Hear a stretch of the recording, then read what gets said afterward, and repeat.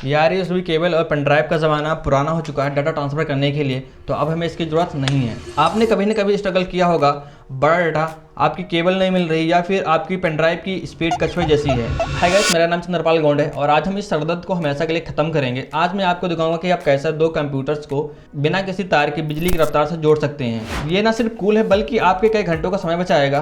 तो चलिए शुरू करते हैं। सबसे पहले हमें यह सुनिश्चित करना होगा कि हमारे दोनों पीसी एक ही नेटवर्क पर कनेक्ट हो। जैसा कि आप देख सकते हैं, मैंने सेम वाईफाई नेटवर्क को अपने लैपटॉप और अपने कंप्यूटर में कनेक्ट किया हुआ है। यहाँ पे आप देख सकते हैं जो मेरे वाईफाई का नाम है वही मेरे लैपटॉप में और वही मेरे कंप्यूटर में कनेक्ट है।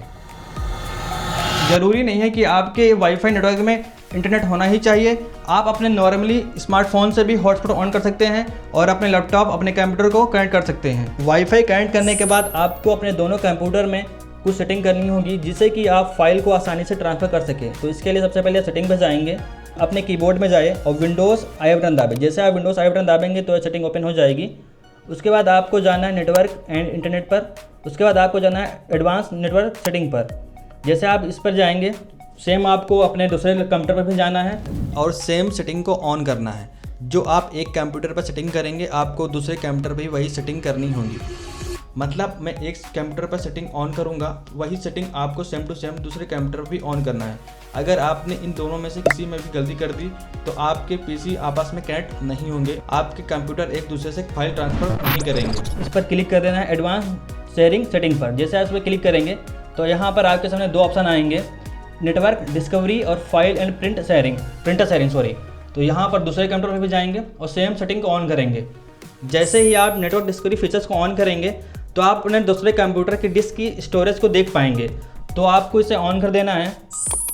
उसके बाद आपको ऑल नेटवर्क पर क्लिक कर देना है। जैसे आप ऑल नेटवर्क पर क्लिक करेंगे तो यहाँ पर आपके सामने कुछ सेटिंग आएंगी, जैसे कि public folder sharing, file sharing, connection, password protect sharing.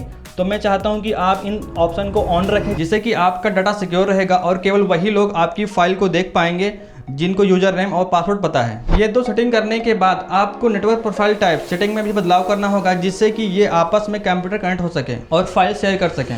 तो नेटवर्क प्रोफाइल टाइप सेटिंग को बदलने के लिए आपको अपने वाईफाई पर जाना है। जो भी आपने वाईफाई कनेक्ट करी है उस पर राइट क्लिक कीजिए और प्रॉपर्टीज़ पर जाइए। जैसे आप उसकी प्रॉपर्टीज़ पर जाएंगे तो यहाँ आपके सामने दो सेटिंग ओपन होंगी, एक पब्लिक नेटवर्क, दूसरा है प्राइवेट नेटवर्क। तो मेक श्योर करें कि आपने प्राइवेट नेटवर्क को सिलेक्ट किया हुआ है। अगर आपने पब्लिक नेटवर्क को सिलेक्ट किया हुआ है तो आप आपस में दो कंप्यूटर को उनकी फाइल को शेयर नहीं कर पाएंगे। तो मेक श्योर करें कि आपने प्राइवेट नेटवर्क को ऑन किया हुआ, मतलब सेलेक्ट किया हो। उसके बाद आपको दूसरे कंप्यूटर में भी जाना है और यही सेटिंग को इनेबल करना है। मतलब आपको अपनी वाईफाई को ऊपर जाना है और राइट क्लिक करना है, उसके प्रॉपर्टीज़ पर जाना है। जैसे उसकी प्रॉपर्टीज़ पर जाएंगे तो आप इसे देखें, अगर आपने पब्लिक नेटवर्क को सिलेक्ट किया होगा तो आप लैपटॉप कंप्यूटर से किसी भी डिवाइस से एक दूसरे से फाइल शेयर नहीं कर पाएंगे। तो मेक श्योर करें कि आपने प्राइवेट नेटवर्क को ऑन किया हो। ये ऑन करने के बाद जिस भी फाइल को आपको शेयर करना चाहते हैं तो आपको सबसे पहले अपने विंडोज़ एक्सप्लोरर में जाना है, जो भी आप फाइल शेयर करना चाहते हैं। जैसे कि यहाँ देख सकते हैं मैंने अपनी सारी डिवाइस को शेयर कर रखा हुआ है। तो अब मैं आपको बताता हूँ किस तरह से आपको फाइल को शेयर करना है। मान लीजिए हमें इस वॉल्यूम को शेयर करना है या फिर किसी फोल्डर को शेयर करना है। जैसा कि हमें ये फोल्डर को शेयर करना है, 3D प्रोजेक्ट लैब्स फोल्डर को शेयर करना है, तो इस पर हम राइट क्लिक करेंगे या फिर अपने कीबोर्ड में जाइए और अल्ट इंटर बटन प्रेस कीजिए। जैसे कि आप अल्ट इंटर बटन प्रेस करेंगे तो उसकी प्रॉपर्टीज़ पर पहुंच जाएंगे, वरना आप मैनुअली भी जा सकते हैं। आप मैनुअली राइट बटन क्लिक कीजिए और उसकी प्रॉपर्टीज़ पर जाइए। प्रॉपर्टीज़ पर जाने के बाद आपको शेयर का ऑप्शन आएगा, शेयरिंग का, तो उस पर क्लिक कीजिए।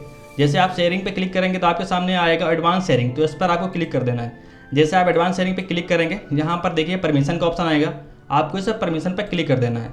जैसे कि मैंने फाइल पहले शेयर करी थी तो यहाँ पर उसका यूज़र नेम आ रहा है। तो जैसे कि एवरीवन पर क्लिक करेंगे तो ये क्या होगा कि जो भी आपके वाईफाई नेटवर्क से जितने भी लोग कनेक्ट होंगे और सारे के सारे आपकी फ़ाइल को एक्सेस कर पाएंगे और आपकी फ़ाइल को देख पाएंगे।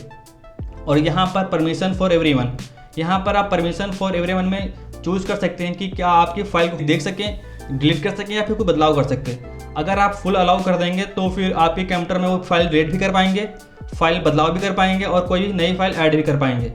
तो आप अपने अनुसार सेटिंग कर सकते हैं। तो मैंने सारी एक अलाउ कर दिया है, बट मेक श्योर करें कि आप जैसे कि आपको सिक्योर करना है तो आपको एवरीवन को हटा रिमूव कर देना है। और जो भी जैसे कि ये देख सकते हैं यहाँ पर एडमिनिस्ट्रेटर लिखा हुआ है जेक्स क्रिएटिव, तो ये मेरा यूज़र नेम था। तो अगर आप दूसरा कोई यूज़र नेम ऐड करना चाहते हैं या फिर आप दूसरी फाइल को शेयर करना चाहते हैं तो आप ऐसा भी कर सकते हैं। तो आप इसे रिमूव कर सकते हैं या फिर कोई नया ऐड कर सकते हैं अपने अनुसार। तो मैं ऐड बटन पर क्लिक करूँगा उसके बाद आपको यहाँ पर अपना यूज़र नेम डालना है। तो कई लोग सोचते होंगे, तो इस पॉपअप बॉक्स में यूज़र नेम डालना होता है, कई लोगों को पता नहीं होगा कि उनका पीसी का यूज़र नेम क्या होता है। तो इसे जानने के लिए बहुत ही सरल कमांड है। आप अपने कमांड काउंटर में जाइए और टाइप कीजिए CMD। कमांड ऐड करने के बाद, कमांड मतलब एंटर करने के बाद आपको लिखना है who am I, WHOMI। जैसे कि आप इस पर मेक श्योर करें कि वो स्मॉल लेटर में हो, MI। जैसे कि आप who am I इंटर करेंगे तो आपके सामने जो भी आपके लैपटॉप, आपके कंप्यूटर का यूज़र नेम होगा वो यहाँ पर लिख के आ जाएगा। तो आपके कंप्यूटर में कुछ इस तरह से लिख के आएगा, आपका यूज़र नेम आएगा, फिर स्लैश आएगा, फिर उसमें उसके बाद भी कुछ लिखा होगा, ऐसे हेलो, जो भी चीज़ आपने लिखा होगा यूज़र नेम आपको लिखा होगा। तो मेक श्योर करें कि आपको जब भी इस पॉपअप बॉक्स में केवल वही जो स्लैश के बाद लिखा होगा उसी को एंटर करना है। जैसे कि यहाँ पर देख सकते हैं, यहाँ पर लिखा है जैक्स क्रिएटिव /हेलो, तो मुझे खाली यहाँ पर हेलो लिखना होगा। जैसे आप हेलो पर क्लिक करेंगे, हेलो पर लिखेंगे, उसके बाद ओके बटन पर क्लिक कर देना है। जैसे ओके बटन पर क्लिक करेंगे, यहाँ से आपसे परमिशन पूछेगा, फिर से मतलब फुल कंट्रोल के बारे में पूछेगा। तो आपको परमिशन चाहते हैं तो उसे फुल कर सकते हैं, तो मैं उसे ऑल अलाउ कर दूंगा, मतलब फुल कंट्रोल दे दूंगा। उसके बाद अप्लाई पे क्लिक करेंगे। अप्लाई पे क्लिक करने के बाद आपकी जो फाइल होगी वो शेयर हो जाएगी, मतलब दूसरे कंप्यूटर में दिखाई देगी। मैं आपको लाइव दिखाता हूँ किस तरीके से काम करती है। जैसे कि आप यहाँ पर देख सकते हैं, मैंने इस चीज़ को इनेबल कर दिया है और अभी आप देख पाएंगे कि मैंने किन किन फाइल को शेयर किया हुआ है। जहाँ पे आप देख सकते हैं यहाँ पर ग्रीन टिक बन के आ रहा, इसका मतलब है कि मैंने इन सारे डिस्क को शेयर कर दिया है अपने दूसरे कंप्यूटर में। तो देखिए मैं आपको किस तरह से एक्सेस करके दिखाता हूँ।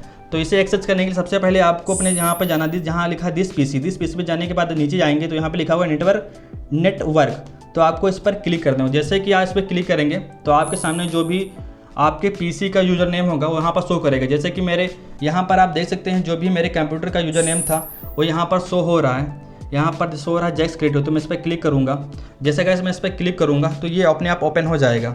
क्योंकि अभी ये 4G नेटवर्क है तो थोड़ा वेट करेगा, मतलब कुछ 1-2 सेकंड। जैसे कि आप यहाँ देख सकते हैं ये ओपन हो चुका है, सारी मेरी फाइल ओपन हो चुकी है। मैं आपको दिखाता हूँ, ये देखिए जो फोल्डर था 3D प्रोटेक्ट लैब जो भी मैंने शेयर किया था, तो इस पर हम डबल क्लिक करेंगे तो ये ओपन हो जाएगा। और मैं आपको दिखा देता हूँ कि मेरे 3D प्रोटेक्ट फाइल में क्या क्या चीज़ें थी। यहाँ पर आप देख सकते हैं, ये देखिए जो भी फाइल मेरे कंप्यूटर में थी वो सारी की सारी फाइल मेरे लैपटॉप में दिखाई दे रही हैं। तो आप इस तरीके से एक फ़ाइल को दूसरे कंप्यूटर में आसानी से शेयर कर सकते हैं। ज़रूरी नहीं है कि आप फाइल को कॉपी ही करें। मैं तो अपने कंप्यूटर की सारी फाइल को लाइव स्ट्रीमली एक्सेस कर पाता हूं, मतलब जो भी मेरे कंप्यूटर में डिस्क में जो भी चीज़ें होती हैं, स्टोरेज जो भी वीडियोस होते हैं, मैं अपने लैपटॉप में आसानी से उन्हें देख पाता हूं, आसानी से स्ट्रीम भी कर पाता हूं, कोई दिक्कत मुझे नहीं होती है। लेकिन अगर आपके 4G कनेक्ट होगा आपके लैपटॉप में, आपके कंप्यूटर में थोड़ा स्लो काम करेगा। लेकिन अगर आपके 5G होगा, आपके जैसे कि मेरे लैपटॉप में 5G है तो अभी मैंने 4G को कनेक्ट किया हुआ है, क्योंकि मेरे कंप्यूटर में 4G सपोर्ट करता है, तो दोनों के लिए मैंने 4G नेटवर्क को सेट किया हुआ है जिससे कि दोनों से आसानी से काम करे। तो अगर मैं 5G पे कनेक्ट कर देता हूँ तो मेरी जो लेटेंसी होती है बहुत कम हो जाती है, तो मुझे फ़र्क भी नहीं पड़ता कि मेरी स्टोरेज कंप्यूटर में रखी हुई है या मेरे लैपटॉप में। अपने कंप्यूटर की सारी फाइल को आसानी से लैपटॉप में एक्सेस कर पाता हूँ और लैपटॉप की सारी फाइल को मैं अपने कंप्यूटर पर एक्सेस कर पाता हूँ। और ये फ़र्क भी नहीं पड़ता कि आपकी कंप्यूटर की फ़ाइल 100 GB है, 200 GB है, 300 GB है। जैसे कि आप यहाँ पर देख सकते हैं मेरे कंप्यूटर की जो डिस्क हैं वो 1 GB नहीं 5 TB की, जो भी मैंने सैमसंग की आप यहाँ देख सकते हैं, ये क्रूसेल की मतलब सैनडिस्क की SSD है। इसमें 2 TB की हार्ड डिस्क है और 500 GB की मतलब सैमसंग की SSD है। उसके बाद हाइपरजन की भी है। तो कई सारी स्टोरेज हैं जो मैं अपने लैपटॉप पे एक्सेस कर पाता हूँ, क्योंकि मेरा काम क्या होता है, जो भी मैं कंटेंट रिसर्च करता हूँ मैं अपने लैपटॉप पे करता हूँ और अपने कंप्यूटर पर सारा काम करता हूँ। तो जब भी कोई चीज़ मुझे ज़रूरत होती है तो मैं इसी तरह से एक्सेस कर लेता हूँ। मेरे कंप्यूटर की कोई भी फाइल को अगर देखना होता है तो मैं आसानी से अपने लैपटॉप के थ्रू एक्सेस कर पाता हूँ और मुझे डाउनलोड करने की ज़रूरत भी नहीं पड़ती। मतलब पता नहीं चल पाता कि लैपटॉप की मैं स्टोरेज यूज़ कर रहा हूँ या फिर अपने कंप्यूटर की यूज़ कर रहा हूँ। बस मेक श्योर करें आपने जो भी वाईफाई को ऑन किया हुआ है वो वाईफाई 4G हो, 5G हो। 4G होगा थोड़ा लेटेंसी थोड़ी कम होगी, मतलब काम सेम ही करेगा। पर अगर 5G होगा तो आपको पता भी नहीं चल पाएगा किस लैपटॉप की स्टोरेज को यूज़ कर रहे हैं, लैपटॉप की स्टोरेज यूज़ कर रहे हैं या अपने कंप्यूटर की यूज़ कर रहे हैं। तो गाइस मुझे लगता है ये वीडियो काफ़ी इंपॉर्टेंट रहेगा आपके लिए। और अगर आपको भी इस तरह की प्रॉब्लम आ रही थी कि आप अपने लैपटॉप कंप्यूटर से फाइल को शेयर नहीं कर पा रहे थे, तो आप आसानी से इस वीडियो को देखकर शेयर कर सकते हैं, इसमें कोई दिक्कत नहीं होगी। और अगर फिर भी कोई दिक्कत होती है तो आप हमें कमेंट कर सकते हैं। जय हिंद, वंदे मातरम।